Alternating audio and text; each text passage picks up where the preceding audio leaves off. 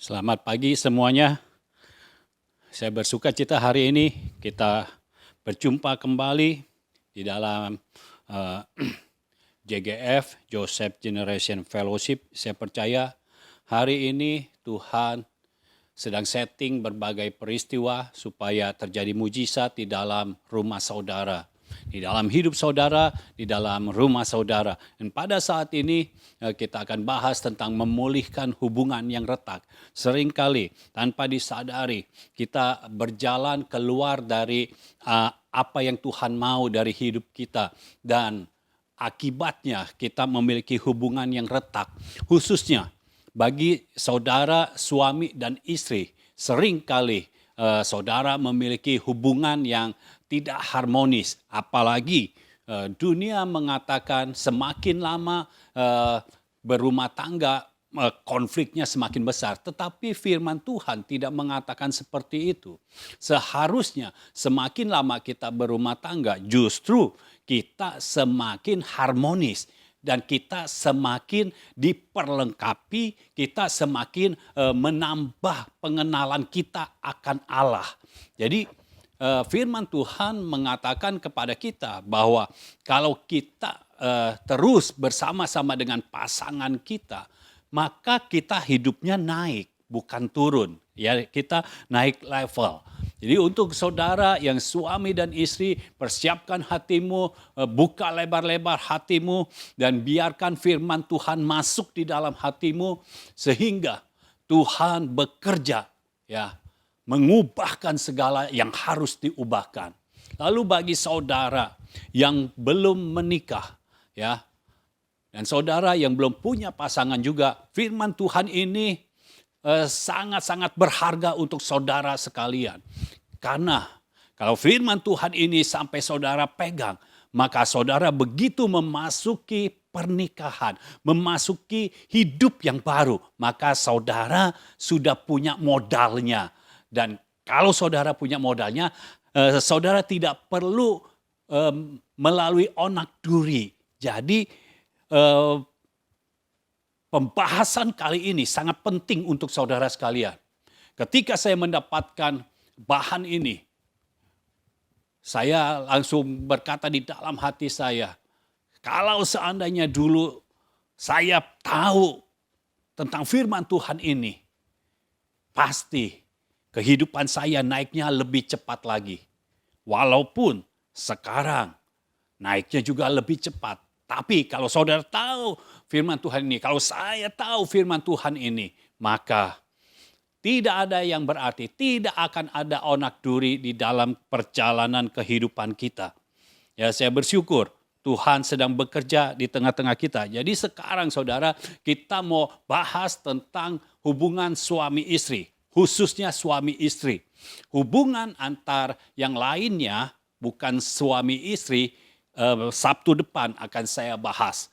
Jadi yang sekarang adalah hubungan suami istri, karena di dalamnya banyak firman Tuhan yang ditanamkan, sehingga kalau kita mengerti firman Tuhan, maka sesuatu yang besar bisa terjadi. Hal-hal yang ilahi pasti terjadi. Mujizat-mujizat yang paling mustahil pasti terjadi.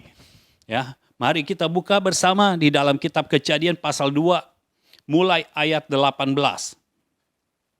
Kejadian pasal 2 mulai ayat 18.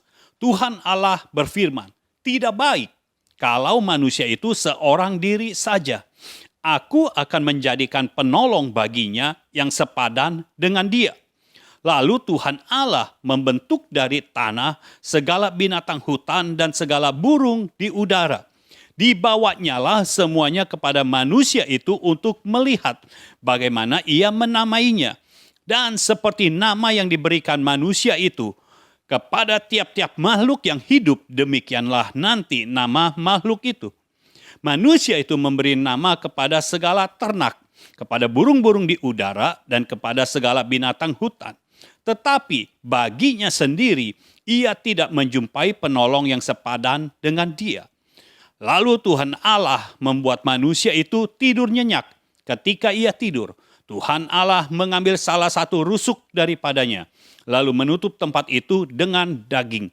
Dan dari rusuk yang diambil Tuhan Allah dari manusia itu, dibangunnyalah seorang perempuan, lalu dibawanya kepada manusia itu.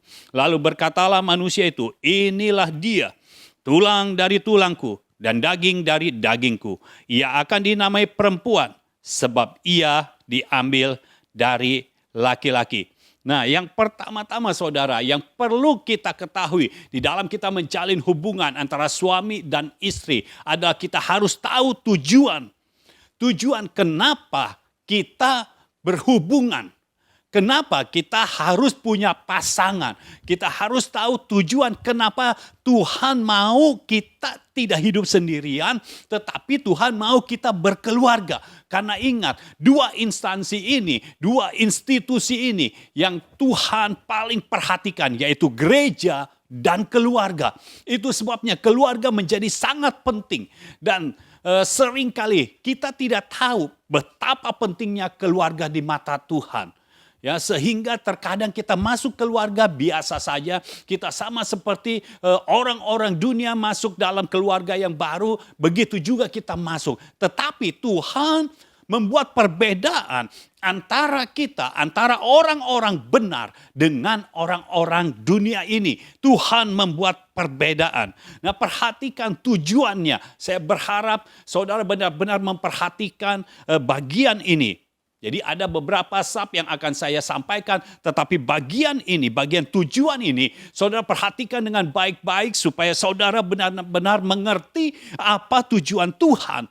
Mau supaya saudara itu masuk di dalam perkawinan, masuk di dalam rumah tangga sehingga menjadi satu keluarga. Yang pertama, supaya saudara memiliki penolong yang sepadan. Jadi pada ayat yang ke-18 Tuhan Allah berfirman, tidak baik kalau manusia itu seorang diri saja, aku akan menjadikan penolong baginya yang sepadan dengan dia.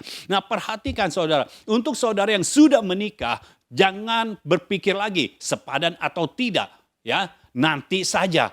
Ini untuk orang-orang yang belum menikah. Perhatikan bahwa Tuhan mau, keinginan Tuhan adalah menjadikan penolong bagi kita yang sepadan. Jadi mau saudara wanita, mau saudara pria, saudara laki-laki atau perempuan, saudara akan diberikan seseorang yang sepadan. Sepadan artinya seiman dan seimbang. Jadi jangan tanya lagi, boleh tidak kalau beda agama, boleh tidak kalau beda keyakinan. Jangan tanya seperti itu lagi. Karena Tuhan mau kita memiliki pasangan yang sepadan, seiman dan seimbang. Sepadan artinya benar-benar kalau disatukan dengan kita, ini menjadi sangat-sangat baik, menjadi sangat-sangat bagus. Nah, kalau saudara perhatikan apa yang Tuhan lakukan terhadap diri Adam, sepertinya kok Tuhan coba-coba. Tetapi waktu saya baca ayat-ayat firman Tuhan ini, ternyata Tuhan bukan coba-coba. Tuhan selalu memberikan yang terbaik untuk kita.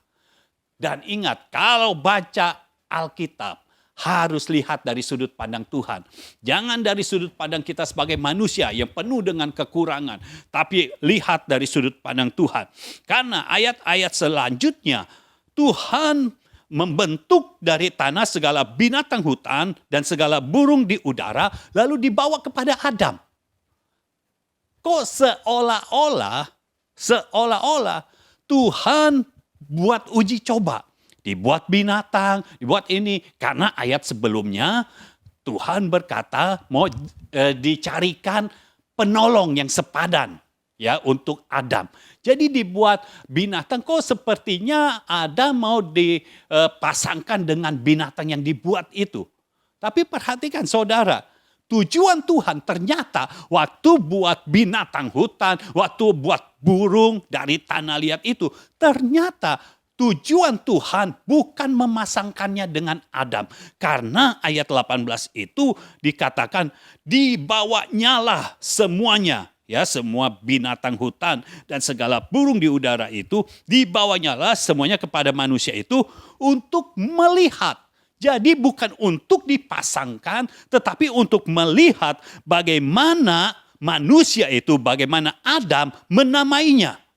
Jadi waktu Tuhan buat binatang-binatang itu, ini bukan Tuhan uji coba. Ingat, Tuhan kita itu berdaulat, Tuhan kita itu maha kuasa, Tuhan kita itu maha tahu.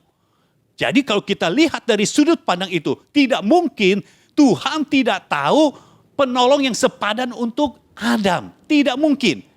Nah, kenapa dibuat binatang hutan? Kenapa dibuat burung di udara? Karena Tuhan mau melihat bagaimana manusia ini, bagaimana Adam menamainya. Tuhan sedang memunculkan knowing di dalam hidup Adam, di dalam diri Adam. Nah, saudara perhatikan, seringkali kita salah memandang Tuhan. Kita baca ini, oh sepertinya Tuhan mau memasangkan dengan Adam. Ternyata tidak. Tujuan Tuhan jelas. Tuhan mau melihat bagaimana Adam menamainya.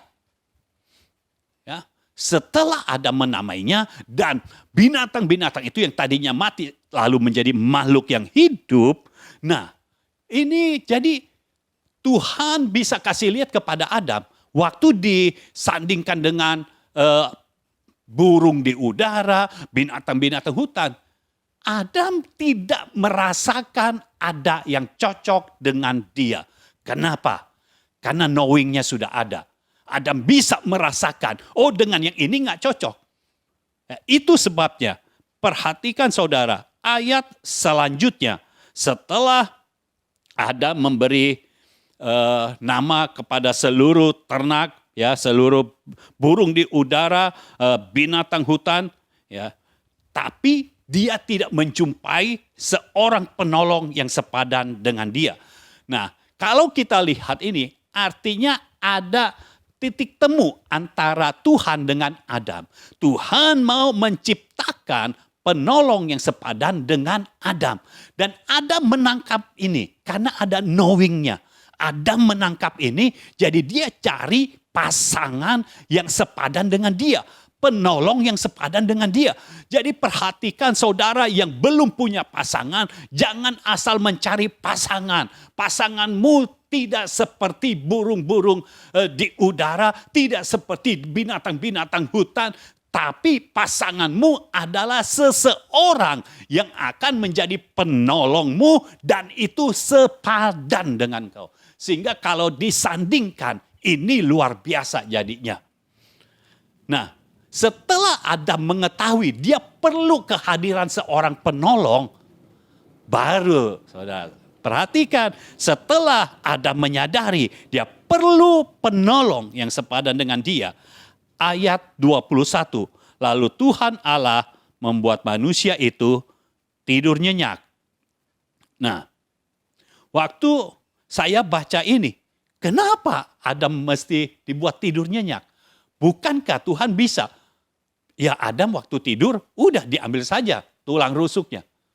Ternyata setelah saya mulai mengimajinasikan keberadaan Adam di Taman Eden.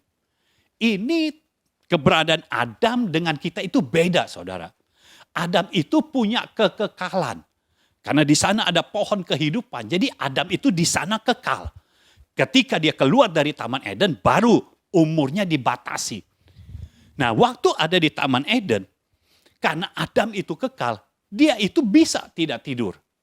Itu sebabnya Tuhan membuat Adam tidur nyenyak.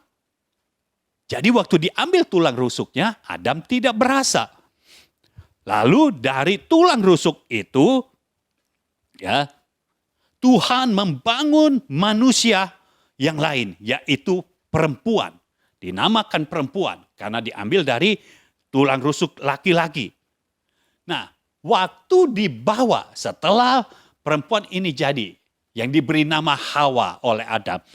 Waktu perempuan ini jadi, dibawa oleh Tuhan kepada Adam, lihat apa yang Tuhan lakukan dalam hidup Adam itu benar-benar sangat berguna. Nah, perhatikan saudara, apa yang Tuhan lakukan dalam hidup kita itu sangat-sangat berguna. Pengalaman-pengalaman hidup kita yang terjadi karena hubungan kita dengan Tuhan itu sangat-sangat penting untuk kita. Adam sudah dites, sudah dilatih oleh Tuhan. Knowing-nya keluar pada saat binatang-binatang dihadirkan, dia bisa tahu ini siapa, namanya siapa, knowing-nya bekerja. Ya, ini siapa. Ini namanya binatang apa, dan dia ingat, luar biasa. Ingat. Dan dari situ dia baru tahu ada kebutuhan seorang penolong supaya bisa menolong dia. Ingat, menolong di sini bukan menolong bekerja, bukan, tapi menolong untuk menjadi representasi dari Allah. Karena tujuan Tuhan menciptakan manusia, menciptakan Adam, supaya ada representasi. Ya, jadi Tuhan ada di sorga. Tapi di bumi ini ketika diciptakan, siapa yang menjadi representasinya? Siapa yang menjadi wakilnya? Adam pada saat itu. Sehingga ternak-ternak, binatang-binatang yang merayap, binatang hutan, mereka tahu mereka punya pemilik. Ya, mereka punya tuannya. Mereka punya seseorang yang berkuasa atas mereka. Mereka tidak berkuasa sendiri. Ya, jadi Adam diciptakan sebagai wakilnya Tuhan, sebagai representasinya Tuhan. Nah, sebagai representasi Tuhan, Adam perlu seorang penolong. Ya. Itu sebabnya ketika Adam dibuat tidur, tulang rusuknya diambil dan dibangun seorang perempuan oleh Tuhan. Pada saat dibawa kepada Adam, Adam langsung tahu. Karena knowing-nya sudah bertumbuh. Knowing-nya sudah dilatih. Saudara sadari ini, saudara punya knowing. Knowledge bisa dipelajari. Knowledge bisa dilihat dari buku-buku, dari internet bisa. Tapi knowing tidak bisa dipelajari. Knowing adalah pengetahuan dari sorga. Pengetahuan dari Tuhan yang diberikan kepada kita melampaui akal manusia biasa. Itu sebabnya Adam bisa menangkap. Bukan dengan knowledge-nya, tetapi dengan knowing-nya. Dia bisa menangkap bahwa dia perlu seorang penolong yang sepadan dengan dia. Jadi Tuhan sudah melatih. Apa yang terjadi dalam kehidupan Adam bukan kebetulan. Tetapi Tuhan yang melatihnya. Jadi yang kedua, tujuannya supaya apa? Kenapa manusia harus disatukan? Kenapa manusia harus masuk dalam perkawinan? Karena untuk saling melengkapi. Ya. Perhatikan apa yang dikatakan oleh Adam di dalam ayat 23. Lalu berkatalah manusia itu, Adam, ya, inilah dia, tulang dari tulangku dan daging dari dagingku. Ia akan dinamai perempuan sebab ia diambil dari laki-laki. Nah, dari mana Adam tahu bahwa Hawa dijadikan dari tulangnya? Inilah yang namanya knowing. Karena pada saat diambil tulang rusuknya, Adam kan sedang tidur nyenyak. Tapi dia tahu inilah tulang dari tulangku, inilah daging dari dagingku. Jadi karena knowing-nya sudah terbentuk, dia bisa tahu inilah penolong yang sepadan dengan dia. Untuk apa? Untuk saling melengkapi. Karena ini diambil dari tulang rusuknya. Jadi kalau tidak ada pendamping, nggak balance. Tulang rusuknya kurang satu.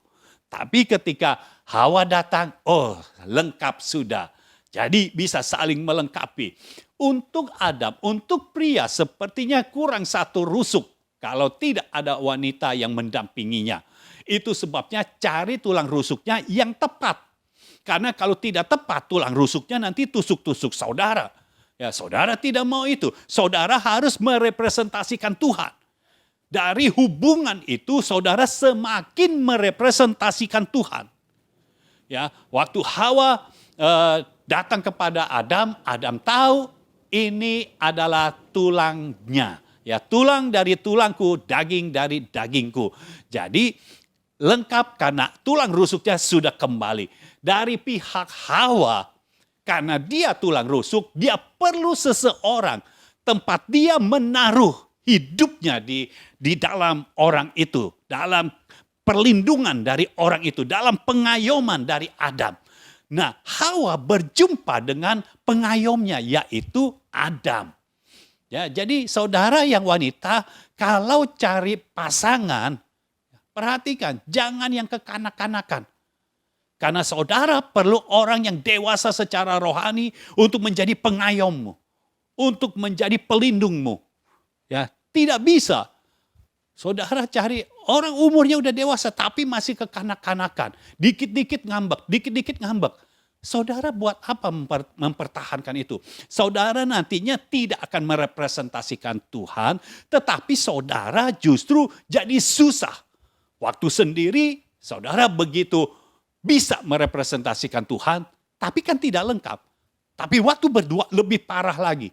Itu sebabnya kenapa banyak rumah tangga, ya, banyak pasangan yang dulunya waktu masih sama-sama sendiri begitu luar biasa melayani Tuhan, begitu bersemangat melayani Tuhan, tetapi ketika menjadi satu, kenapa tiba-tiba dua-duanya tidak melayani Tuhan lagi? Karena tidak tahu tujuan.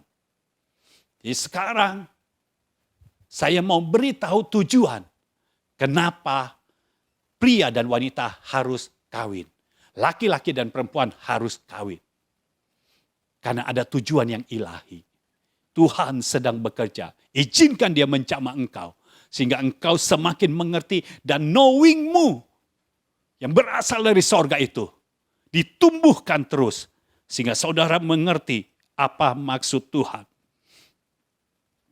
Tuhan sedang bekerja. Lalu perhatikan yang ketiga.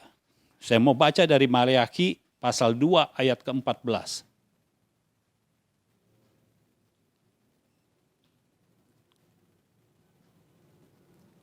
Maleakhi, kitab Maleakhi pasal 2 ayat yang ke-14. Dan kamu bertanya oleh karena apa? Oleh sebab Tuhan telah menjadi saksi antara engkau dan istri masa mudamu, yang kepadanya engkau telah tidak setia, padahal dialah teman sekutumu dan istri seperjanjianmu.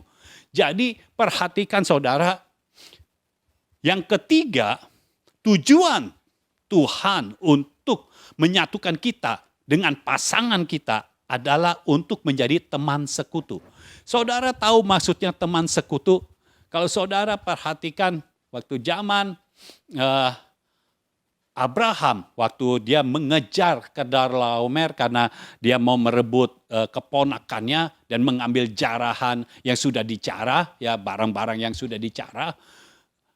Ketika Abraham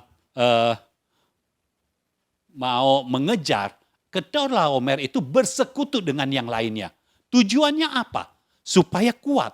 Nah, kalau saudara bersatu dengan pasanganmu, tujuannya apa? Supaya engkau kuat. Ini teman sekutu. Teman sekutu. Jadi di dalam persekutuanmu dengan pasanganmu, engkau akan menjadi kuat. Kalau engkau menjadi lemah, artinya ada yang salah di situ. Tujuannya supaya engkau menjadi lebih kuat. Lebih kuat di dalam Tuhan, lebih kuat merepresentasikan Tuhan, lebih kuat lagi di dalam menerima firman, di dalam mendeklarasikan firman, lebih kuat semuanya. Lalu kalau saudara perhatikan, waktu zaman Israel dan Yehuda, ya kerajaan Israel dan Yehuda waktu terpecah, ya itu waktu zaman Ahab itu pernah mereka bersinergi, bersekutu. Tujuannya apa? Supaya lebih kuat. Nah, waktu saya dapat ayat ini, kita menjadi teman sekutu. Artinya apa Tuhan? Tuhan kasih tahu, teman sekutu itu artinya begini. Waktu saudara yang pria, waktu engkau sendiri, engkau punya keinginanmu sendiri. Yang wanita, waktu sendiri, punya keinginannya sendiri. Ya. Lalu kemudian masuk di dalam pernikahan. Nah, ketika masuk dalam pernikahan, keinginan yang pria harus ditinggalkan. Keinginan yang wanita harus ditinggalkan. Masuk di dalam satu pernikahan, di dalam satu persekutuan, menjadi satu keinginan. Tidak boleh lagi yang pria membawa keinginannya, yang wanita bawa keinginannya. Harus ada satu keinginan yang baru. Keinginan apa itu? Keinginan untuk mewujudkan isi hati Tuhan. Inilah gunanya, inilah tujuannya. Manusia dipersatukan, dipasangkan, ya, dikawinkan oleh Tuhan supaya engkau punya keinginan yang baru, yaitu keinginan yang berasal dari Tuhan. Saudara mungkin berkata, tapi saya waktu sendiri, keinginan saya kan saya udah jadikan satu dengan keinginan Tuhan. Iya. Lalu yang wanita juga begitu. Tapi ketika masuk, engkau harus tahu keinginan untuk engkau berdua seperti apa. Yang di dalam Tuhan itu. Jadi ada keinginan yang baru. Kalau engkau dari masa mudamu, dari masa kesendirianmu, engkau sudah mengikuti keinginan Tuhan, maka keinginan ini akan diperkuat. Ya, akan diperkuat sehingga ketika engkau berdua, keinginan untuk mewujudkan isi hati Tuhan itu semakin kuat. Dan bukan cuma semakin kuat saja, tapi jalaninya menjadi lebih mudah karena ada teman sekutu. Jadi perhatikan saudara pria dan wanita, saya tidak bicara soal kelemahan wanita, tapi pria dan wanita harus bersekutu. Harus menjadi teman sekutu. Di dalam persekutuan tidak boleh ada kebohongan. Bisa bayangkan saudara ketika para raja bersekutu, yang satu bohong, artinya dia pengkhianat. Tidak boleh ada kebohongan di antara pria dan wanita yang disatukan oleh Tuhan. Tidak boleh. Itu sebabnya. Tidak boleh handphone yang kita punya, cuma kita aja yang lihat. Pasangan kita nggak boleh lihat. Tidak boleh seperti itu. Harus terbuka semuanya. Kalau engkau menjadi teman sekutu, tidak boleh ada kebohongan sama sekali. Jujur apa adanya. Ya. Jadi terbuka semuanya. Sehingga jangan sudah menikah masih tidak mengenal siapa pasangannya. Harus mengenal. Sama seperti Adam. Ketika berjumpa dengan Hawa, sudah tahu ini tulang dari tulangku, daging dari dagingku. Jadi tujuan kita disatukan oleh Tuhan, dikawinkan supaya kita menjadi teman sekutu. Tujuannya supaya kita lebih kuat. Bukan lebih lemah, justru kita lebih kuat. Jadi pelayanan kita lebih kuat. Tugas-tugas yang berasal dari Tuhan. Yang tadinya hanya ringan-ringan. Diberikan yang lebih berat lagi dan kita bisa melakukannya. Apa-apa yang tidak kita lakukan waktu kita masih sendiri. Kita bisa lakukan pada saat kita bersama-sama. Ya, itu poin yang ketiga, teman sekutu. Lalu selanjutnya, yang keempat. Menjadi pasangan seperjanjian. Ya. Kita satu perjanjian. Oh saudara, kalau saudara tahu apa maksudnya ini. Benar-benar di dalam keluarga. Tidak ada satupun yang paling mustahil yang tidak bisa terjadi. Pasti terjadi. Karena bayangkan, yang pria sudah punya janji Tuhan. Yang wanita sudah punya janji Tuhan. Waktu disatukan, mereka menjadi seperjanjian. Satu perjanjian.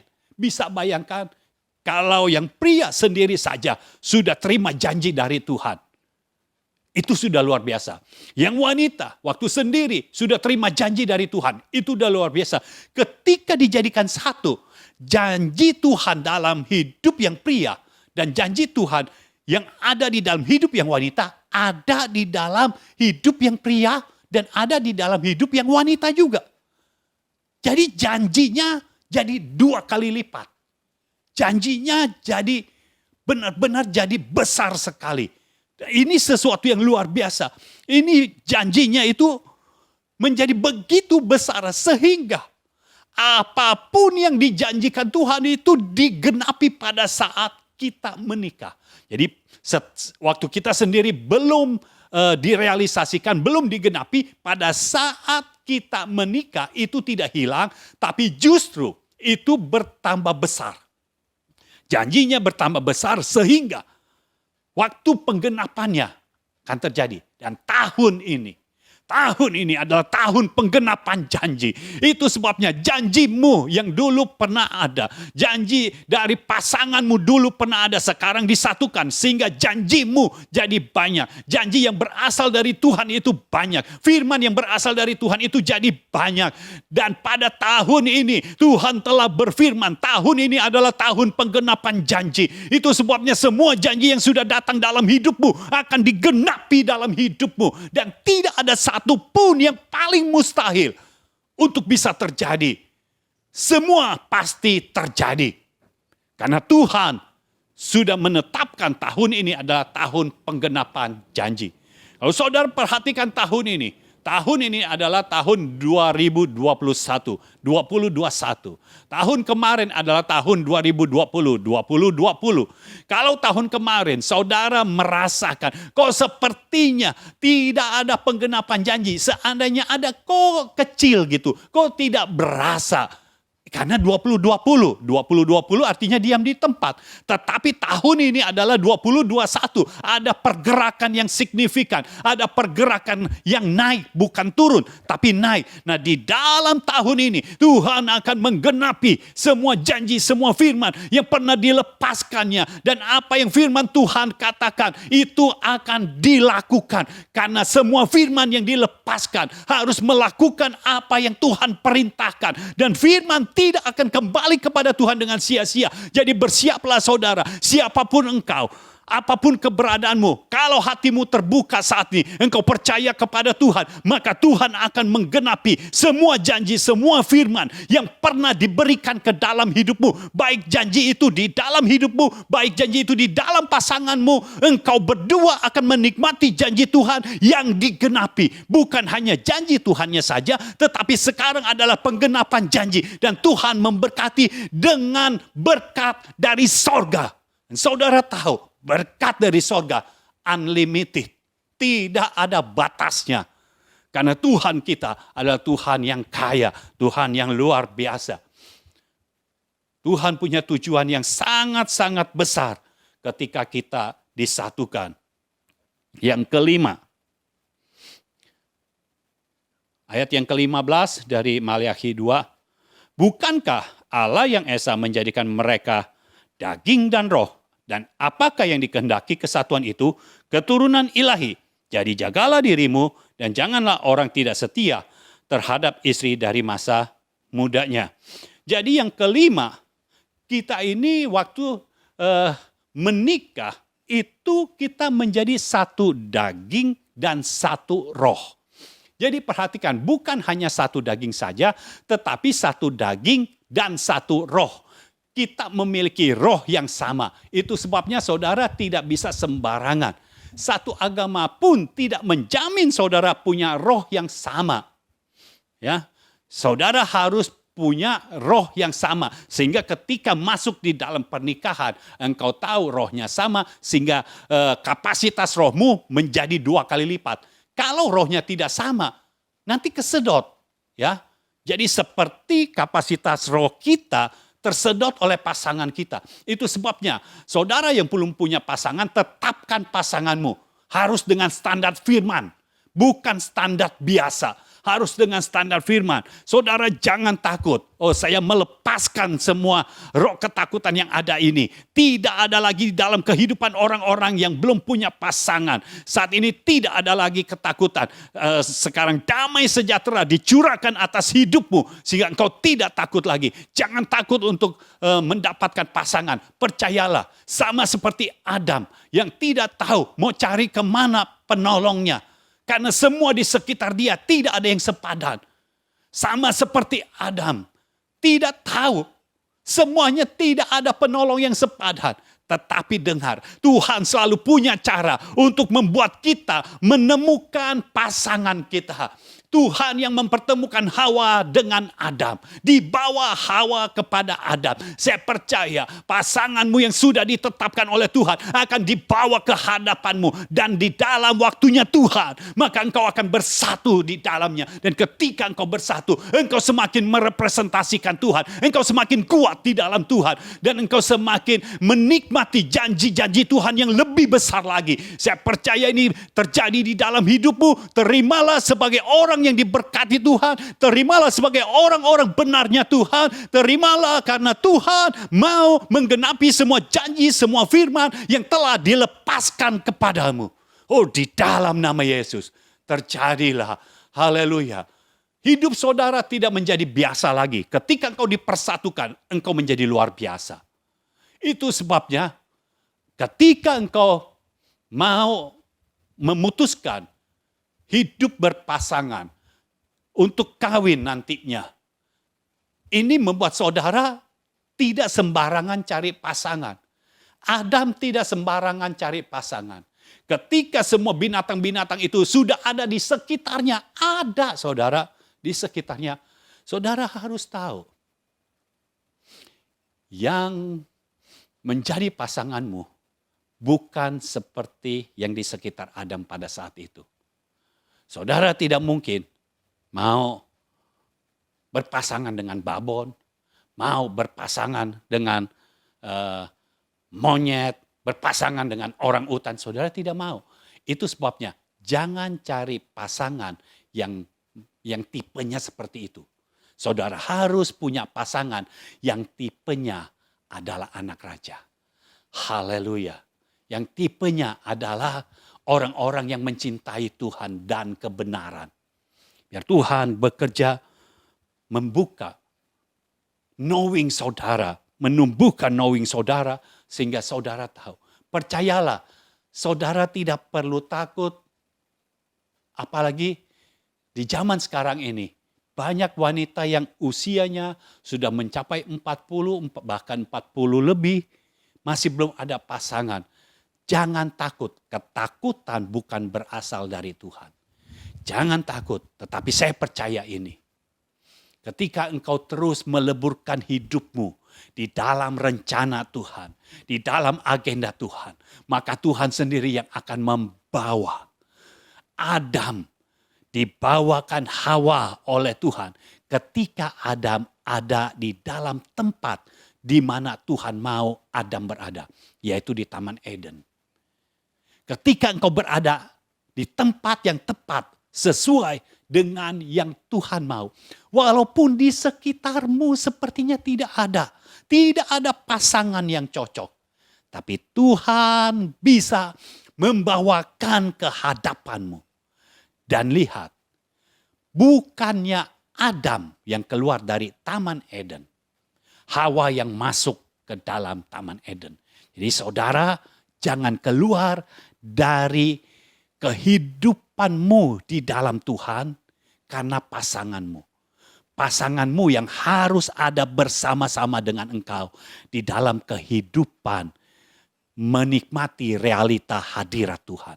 Saudara harus punya prinsip seperti itu. Karena saudara jangan sampai saudara salah mencari pasangan, salah menetapkan pasangan. Jangan ikutin cara dunia. Ya jangan ikutin karena cara dunia selalu melihat bagaimana keuangannya, bagaimana hartanya, bagaimana dia hidupnya, kaya atau tidak, pintar atau tidak. Jangan seperti itu. Nilai-nilai dunia ini tidak boleh menjadi peganganmu, tapi nilai-nilai firman harus menjadi peganganmu. Haleluya. Yang keenam, firman Tuhan katakan dari Maleakhi 2 ayat 15. Apa yang diinginkan dari kesatuan itu?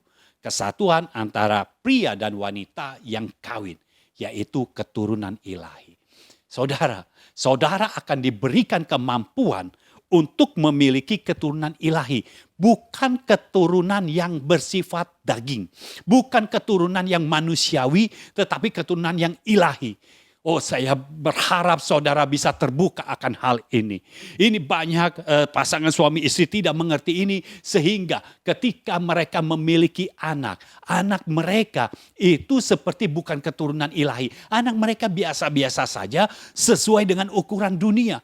Anak kita harus luar biasa. Baik anak jasmani kita maupun anak rohani kita harus luar biasa. Harus terjadi secara ilahi. Karena keturunan kita adalah keturunan ilahi. Di dalam kehidupan anak kita, di dalam kehidupan anak-anak rohani kita harus ada kehidupan secara ilahi. Saudara yang sudah menjadi anak-anak rohani saya, dengar ini. Tuhan akan bekerja di dalam hidupmu secara ilahi. Tidak akan ada Tuhan bekerja di dalam hidupmu secara biasa-biasa saja. Tuhan akan bekerja di dalam hidupmu secara ilahi. Dan akan menjamah semua orang-orang dekatmu secara ilahi juga. Jadi engkau tidak perlu takut dengan apapun yang terjadi di sekitarmu. Karena Tuhan akan bekerja secara ilahi dan supranatural. Kehidupanmu tidak lagi biasa-biasa saja, tetapi kehidupanmu akan menjadi luar biasa karena ada Tuhan yang luar biasa di dalam hidupmu, dan Tuhan yang akan mengerjakannya di dalam nama Yesus. Terjadilah di dalam hidupmu. Saya percaya keturunan yang ada dalam hidup saya dan istri saya adalah keturunan ilahi. Itu sebabnya para anak-anak rohani saya, dengarkan, engkau adalah keturunan ilahi. Jangan ikuti kedaginganmu. Ikuti segala sesuatu secara ilahi. Dan secara supranatural Tuhan akan bekerja di dalam hidupmu. Akan ada mujizat-mujizat yang besar. Mujizat-mujizat yang ajaib. Mujizat-mujizat yang baru terjadi di dalam hidupmu. Tuhan sendiri yang bekerja di dalam hidupmu. Dan menetapkan engkau secara ilahi. Haleluya. Saudara yang dikasihi Tuhan. Buat saudara-saudara yang lain, yang sudah berkeluarga, engkau punya anak, tapi anakmu tidak mencerminkan keilahian Tuhan. Anakmu justru penuh dengan kedagingan. Artinya ada yang salah waktu di awal. Itu sebabnya, jangan engkau hidup dalam kesalahan terus.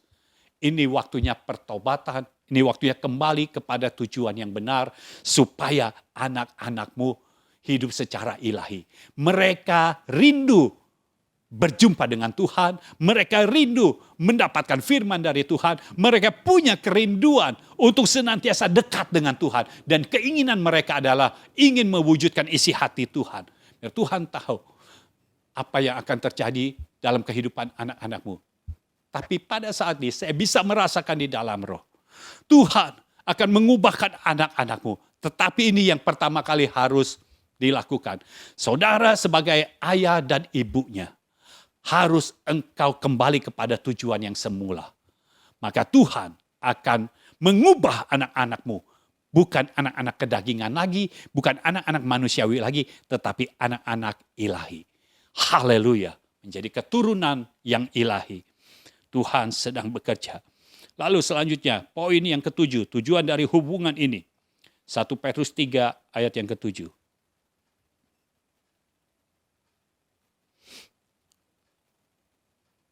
1 Petrus 3 ayat yang ketujuh. Demikian juga kamu, hai suami-suami, hiduplah bijaksana dengan istrimu sebagai kaum yang lebih lemah. Hormatilah mereka sebagai teman pewaris dari kasih karunia, yaitu kehidupan, supaya doamu jangan terhalang. Jadi tujuannya adalah, kenapa ada hubungan suami istri? Karena Tuhan punya tujuan bahwa kita adalah teman pewaris dari kasih karunia. Jadi kita sama-sama ahli waris. Saudara, ingat, kita sama-sama ahli waris. Suami istri sama-sama ahli waris. Warisannya sama. Jadi kalau ada perbedaan, harus disamakan. Warisannya sama. Ya. Saudara yang belum menikah, saudara harus tahu, saudara harus punya pasangan yang punya warisan yang sama. Jangan yang tidak sama. Warisannya harus dari Bapa di sorga, bukan warisan dunia ini. Engkau ahli waris, engkau akan berjumpa dengan ahli waris, maka engkau akan saling menghormati di dalamnya. Karena sama-sama ahli waris. Jangan ada yang satu mau menonjol, ini hitungannya sama. Yang pria tidak diberikan warisan lebih besar daripada yang wanita. Yang wanita tidak diberikan warisan yang lebih besar daripada yang pria. Tetapi ingat, saudara sudah menjadi satu. Ketika menjadi satu, engkau punya hak waris. Pasanganmu punya hak waris. Keduanya ini dijadikan satu dan itu menjadi milik saudara. Bisa bayangkan hak waris saudara bermultiplikasi. Oh haleluya, dia Tuhan yang ajaib, dia Allah yang luar biasa. Jadi ketika kita masuk di dalam perkawinan, maka akan ada banyak porsi ganda yang akan Tuhan berikan dalam hidup kita. Haleluya, inilah dia Tuhan kita yang luar biasa. Itu sebabnya saya percaya saudara yang mendengarkan firman Tuhan ini, jangan sembarangan lagi cari pasangan. Ingat, Tuhan menetapkan siapa yang menjadi pasanganmu. Engkau pasti tahu. Itu sebabnya tumbuhkan terus knowing yang berasal dari sorga. Sama seperti Adam. Ketika knowingnya bertumbuh dan terus bertumbuh. Para binatang itu yang dekat dengan dia. Dia tahu ini bukan pasangannya. Tapi ketika Hawa yang ada dekat dia. Dia tahu inilah pasangannya. Saya percaya Tuhan akan membuat saudara tahu siapa pasanganmu. Haleluya. Lanjut, fungsi dari suami istri. Efesus 5 ayat 22 sampai 29. Ayat ini adalah ayat yang sudah umum untuk suami dan istri. Jadi saya berikan juga supaya saudara tahu saya tetap memakai ayat-ayat ini. Efesus 5 mulai ayat 22. Hai istri, tunduklah kepada suamimu seperti kepada Tuhan. Karena suami adalah kepala istri, sama seperti Kristus adalah kepala jemaat. Dialah yang menyelamatkan tubuh. Karena itu, sebagaimana jemaat tunduk kepada Kristus, demikian jugalah istri kepada suami dalam segala sesuatu. Jadi, kita harus bertindak sesuai dengan fungsi masing-masing. Ya, fungsi kita. Jadi istri harus berfungsi tunduk kepada suami. Ya, karena suami adalah kepala istri. Sama seperti Kristus adalah kepala jemaat. Jemaat menghormati Kristus, jemaat tunduk kepada Kristus, istri pun harus tunduk kepada Kristus. Karena dia yang menyelamatkan tubuh. Jadi maksudnya gini, engkau suami istri menjadi satu tubuh. Begitu masuk dalam pernikahan menjadi satu tubuh. Nah, yang menjadi kepala memang harus suami. Supaya apa? Karena ini tempat perlindungan istri. Ya, suami harus menjadi tempat perlindungan istri. Ya, sehingga istri kalau ada dekat dengan suami merasa terlindungi. Karena dialah, suami inilah yang menyelamatkan tubuh. Lalu, untuk suami, ayat 25. Hai suami, kasihilah istrimu sebagaimana Kristus telah mengasihi jemaat dan telah menyerahkan dirinya baginya. Untuk menguduskannya sesudah ia menyucikannya dengan memandikannya dengan air dan firman. Supaya dengan demikian ia menempatkan jemaat di hadapan dirinya dengan cemerlang tanpa cacat atau kerut atau yang serupa itu. Tetapi supaya jemaat kudus dan tidak bercela. Jadi suami harus membawa istrinya kepada kekudusan. Nah, suami harus mengasihi istri. Jadi berfungsilah masing-masing, bertindak sesuai dengan fungsi masing-masing. Istri tunduk kepada suami, suami mengasihi istri. Ya. Istri tunduk kepada suami seperti jemaat tunduk kepada Kristus yang adalah kepala jemaat. Suami harus mengasihi istri untuk menyucikannya. Itu sebabnya dikatakan suami kasihilah istrimu sebagaimana Kristus telah mengasihi jemaat dan telah menyerahkan dirinya baginya untuk menguduskannya sesudah ia menyucikannya dengan memandikannya dengan air dan firman. Jadi Kristus telah diserahkan bagi gereja. Ya. Suami harus hidupnya diserahkan untuk istrinya sama seperti Kristus. Nah, saudara jangan berpikir Yesus memberikan nyawanya untuk gereja. Benar. Jadi suami perlu juga sampai titiknya, sampai berani merelakan nyawanya untuk istrinya. Ya. Lalu dikatakan menyerahkan diri kepada istrinya. Jadi suami harus menyerahkan diri kepada istrinya. Pengertian mengasihi seperti itu.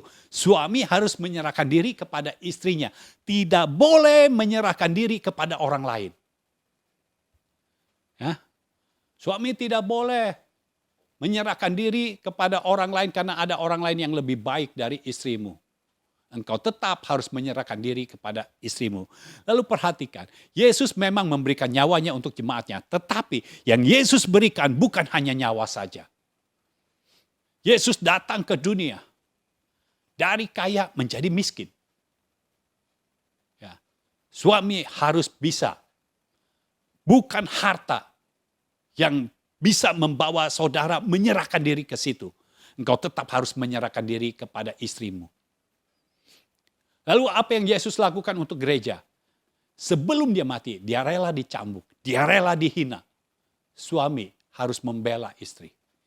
Mengasihi bukan cuma menunjukkan rasa sayang saja, tetapi membela istri. Itu sebabnya saya percaya kalau ini terjadi, istri tunduk kepada suami, dan suami mengasihi istri, maka tujuan Tuhan yang 7 tadi akan terjadi di dalam hidupmu. Lalu yang kedua, soal fungsi. Jangan bermultifungsi. Dan jangan mengubah fungsi. Jadi istri jangan menjadi suami, suami jangan menjadi istri. Dan istri jangan menjadi suami dan istri. Istri jangan tunduk juga kepada suami, terus mengasihi suami juga, menyayangi suami juga, lalu suaminya nggak ngapa-ngapain. Suaminya berada di bawah. Suami juga tidak boleh mengasihi istri, tapi tunduk juga kepada istri. Istri salah, didiamin saja. Yang penting saya sudah bekerja, sudah memberi uang bulanan. Enggak cukup seperti itu. Itu dari dunia. Tetapi Tuhan mau masing-masing kita menjalankan fungsi. Yang istri tunduk kepada suami, suami harus mengasihi istri. Jangan bermultifungsi dan jangan mengubah fungsi. Lalu saya mau beritahu yang ini. Penyebab hubungan retak antara suami dan istri. Yang pertama, suka menuntut, bukan menuntun. Jadi saudara harus tahu. Waktu di kitab Efesus 5 dikatakan, hai istri tunduklah kepada suami.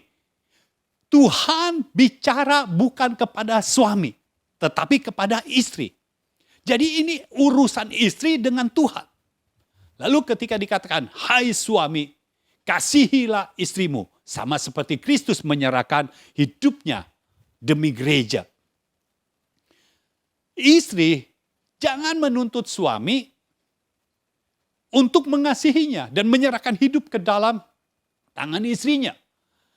Karena waktu firman Tuhan itu ditulis, dikatakan dengan jelas, hai suami, kasihilah istrimu. Tidak dikatakan, hai istri, ingatkanlah suamimu untuk mengasihimu. Dan tidak dikatakan, hai suami, ingatkanlah istrimu untuk tunduk kepadamu. Enggak ada. Jadi biarkan dalam hal fungsi, kita bertanggung jawab kepada Tuhan masing-masing. Jangan urusin, yang suami jangan urusin istrimu, mau tunduk atau enggak. Yang penting engkau melakukan fungsimu, engkau menghormati dia, engkau memberikan hidupmu kepadanya, engkau mengasihi dia lebih dari apapun juga. Engkau lakukan saja, dan yang istri lakukan saja, engkau tunduk kepada suamimu. Maka saya percaya ketika salah satu berfungsi, yang lain akan berfungsi. Lama-kelamaan yang lain akan berfungsi sama seperti yang firman Tuhan catat. Jadi berfungsilah masing-masing, jangan menuntut. Tetapi dituntun. Ya, dituntun. Kalau sudah tahu istri tidak tunduk kepada suami, dituntun. Tuntunnya itu bagaimana? Firman Tuhan katakan dengan air dan firman. Apa maksudnya? Banyakin firman, bicarakan firman. Ya, lihat penggenapan firman bersama-sama. Kasih tahu tentang penggenapan firman. Kasih tahu tentang firman. Bukan kasih tahu apa fungsi pasanganmu. Ya, jadi jangan menuntut. tetapi menuntun. Karena tuntutan selalu berakhir kepada vonis. Kalau saudara menuntut, pasti akan ada vonis. Pasti akan ada yang disalahkan. Tetapi kalau saudara menuntun, tuntunan akan berakhir kepada finish. Saudara akan menyelesaikan setiap tugas yang Tuhan berikan kepadamu. Jadi ingat, tuntutan akan berakhir kepada vonis. Tapi tuntunan akan berakhir kepada finish. Itu yang saudara harus lakukan. Lalu penyebab hubungan retak. Yang kedua, tidak membicarakan firman dengan pasangan. Kejadian pasal 3 ayat 1 sampai ayat yang kelima. Kalau saudara perhatikan, Hawa bicara kepada ular. Seharusnya Hawa bicara kepada Adam, ngobrol sama Adam. Nah, kenapa Hawa bisa bicara kepada ular? Karena Adamnya tidak ajak bicara. Itu sebabnya saudara harus banyak bicarakan firman. Kalau saudara bicarakan firman, roh saudara akan naik, kehidupan saudara akan naik, dan semua area di dalam hidupmu akan naik. Ya, bicarakan firman. Lalu yang ketiga, karena tidak membicarakan firman, yang ketiga, ada perbedaan pewahyuan dan pengenalan akan Allah. Ya, jadi pewahyuan tentang Tuhannya apa? Suami pewahyuannya tentang Tuhan apa? Istri lain lagi.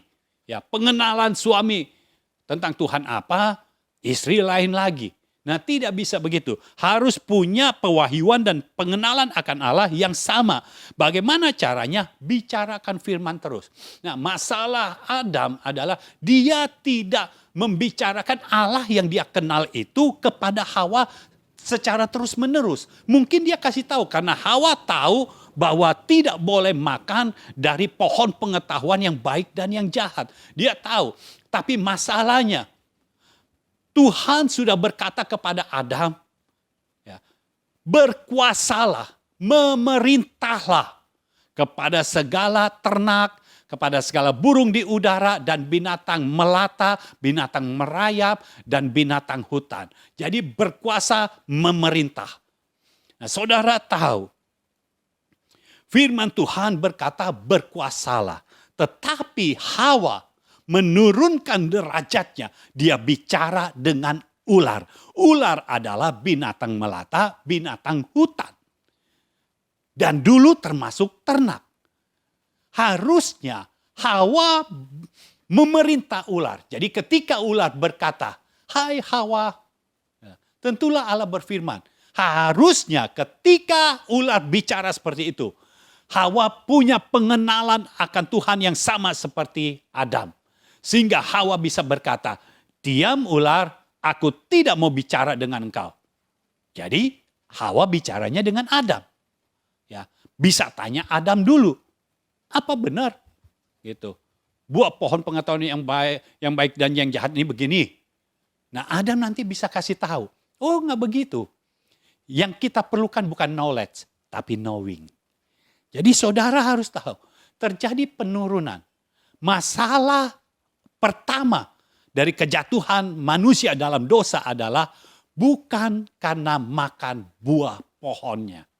Ya, itu pelanggaran firman-Nya. Tetapi yang pertama adalah karena Adam tidak bicarakan terus-menerus firman yang dia terima dari Tuhan.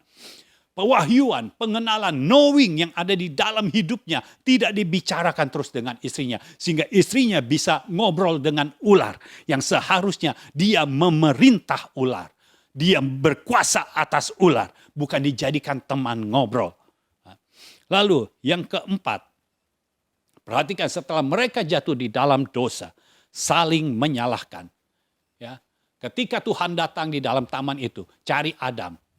Ya, ditanya, "Adam, di mana engkau?" Terus Adam bilang, "Ketika tahu engkau datang, aku malu karena aku telanjang." Lalu Tuhan tanya, "Siapa yang beritahu engkau kalau engkau telanjang? Apakah engkau makan buah dari pohon pengetahuan yang baik dan yang jahat?" Lalu Adam berkata, "Perempuan yang kau tempatkan di sisikulah."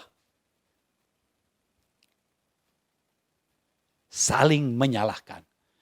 Saling menyalahkan tidak boleh ada lagi. Karena bagi suami dan istri, tidak ada siapa yang salah, siapa yang benar. Kembalilah, jangan saling menyalahkan. Ini keinginan dari dunia ini. Saling menyalahkan dan cari kambing hitam, tidak mau disalahkan. Ayo kita sama-sama ambil tanggung jawab. Kalau memang salah, kita perbaiki sama-sama. Bukan disalahkan. Kita perbaiki sama-sama dan lanjutkan tugas Tuhan yang besar yang ada di dalam kita. Jadi solusinya adalah yang pertama, mengampuni dan melupakan. Ingat doa Bapa kami, ampunilah kami. Dan Tuhan berkata, kalau kita mau diampuni oleh Bapa di sorga, kita harus mengampuni orang lain yang bersalah kepada kita. Nah, orang lain saja yang bersalah harus kita ampuni.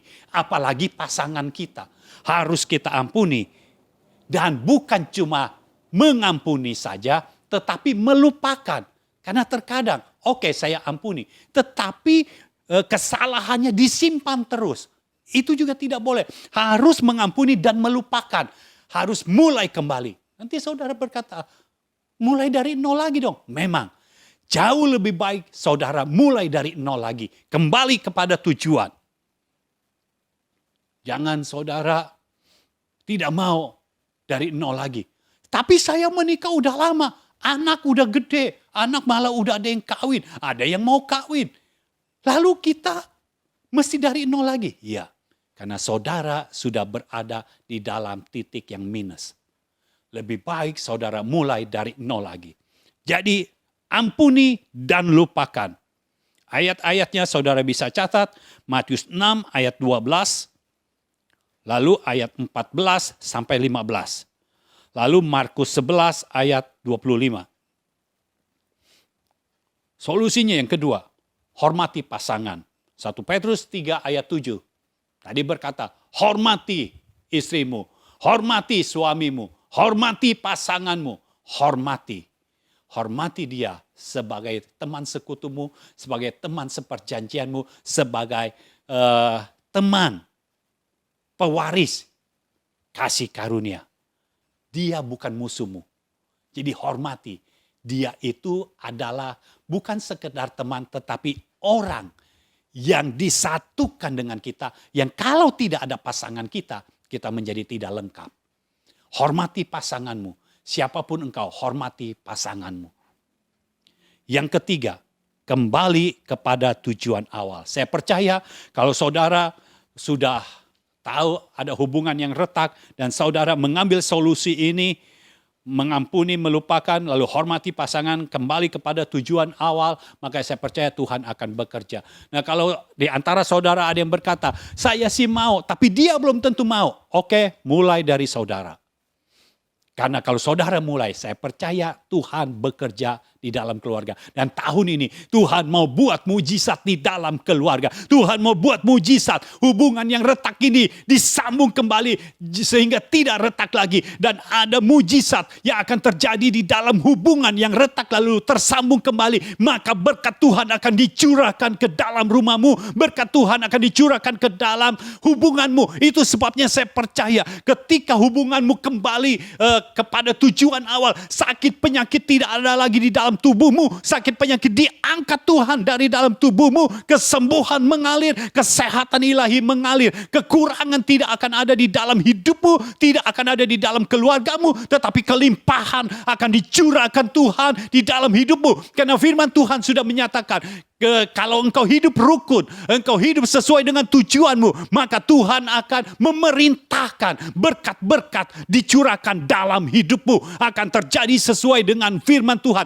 Saya percaya mujizat-mujizat yang baru akan terjadi di dalam keluargamu. Karena Tuhan membuat mujizat yang baru pada saat perkawinan di Kana. Itu adalah rumah tangga yang baru, keluarga yang baru. Dan saya percaya berapapun usia perkawinanmu, saya percaya ketika kau mau kembali kepada tujuan awal, maka Tuhan akan memberkati dan membuat mujizat yang baru di dalam hidupmu. Haleluya. Mari kita berdoa. Tuhan, kami mengucap syukur untuk firman-Mu. Biar firman Tuhan ini benar-benar terjadi di dalam hidup kami. Biar kami melakukan semua tujuan yang Kau berikan kepada kami. Kami hidup sesuai dengan firman-Mu. Sehingga dalam kami hidup, dalam pernikahan kami ini, kami semakin kuat di dalam Engkau. Kami semakin mengenal Engkau dengan lebih lagi. Dan banyak porsi ganda yang akan kami terima. Kami percaya Tuhan, Kau terus bekerja dalam kehidupan kami. Berkati setiap orang yang mendengarkan firman Tuhan ini. Berkati dengan berkat-Mu yang khusus. Berkati dengan mujizat yang baru. Berkati Tuhan. Hubungan-hubungan yang retak. Sekarang aku patahkan di dalam nama Yesus. Dan sekarang hubungan itu menjadi baru kembali seperti pada awalnya, hubungannya menjadi harmonis lagi di dalam nama Yesus. Tidak ada lagi keretakan karena digantikan dengan hubungan yang lebih baru lagi di dalam nama Yesus. Biar damai sejahtera dari sorga terjadi di dalam kehidupan keluarga-keluarga. Dan Tuhan sendiri yang mengubahkan setiap hati. Mengubahkan setiap hati orang. Setiap hati pasangan yang keras. Di dalam nama Yesus. Terjadilah di dalam hidupmu sekalian. Amin. Amin. Amin.